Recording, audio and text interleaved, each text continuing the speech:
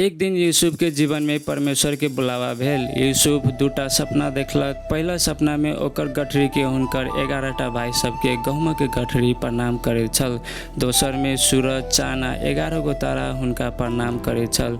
एहे सपना आ पिता के ओकरा प्रति के प्यार के कारण भाई सब ओकरा घृणा करऽ लागल।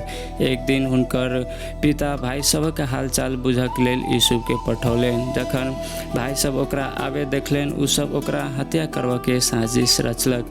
मुदा मार के लेल गड्ढा में सब मिलक के फेंक देलक। जब उ सब मिदानी व्यापारी सबके ओही बाट से गुजरत देखलक त गड्ढा में से निकाल 20 चानी के सिक्का में अपन सहोदर भाई के बेच देलक।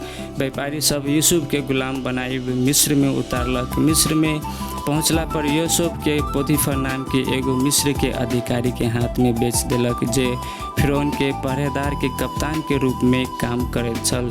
यूसुफ गुलाम बनाओल गेल छल, मुदा ओकर जीवन में मालिक अर्थात शासक बने के परमेश्वर के बुलावा छल। जखन पोतीफर यूसुफ के गुलाम के रूप में खरीदलनि, तखन उ जल्दी देखलनि जे यूसुफ जे किछो छुबैत छल सब किछो समृद्ध होइत छल।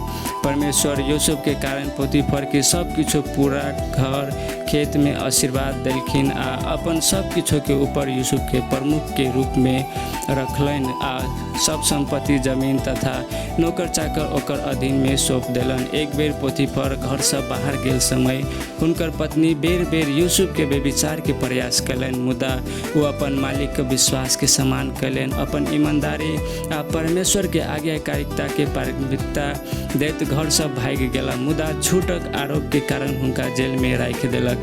जेल में परमेश्वर अद्भुत काज कयलनि। एक दिन 2 कैदी के सपना के अर्थ बतौलनि आ पहिना भेल मिस्र के राजा फारो 2 बेर सपना देखलनि आ बेचैन भऽ गेल। सपना के अर्थ बतावेला केओ नहीं छल पूरे देश में आ कैद में से यूसुफ के बुलाओल गेल, जे बहुत अच्छा से सपना के अर्थ बतौलनि आ राजा हुनका समस्त देश के ऊपर अपना से नीचा के अधिकारी बनौलनि।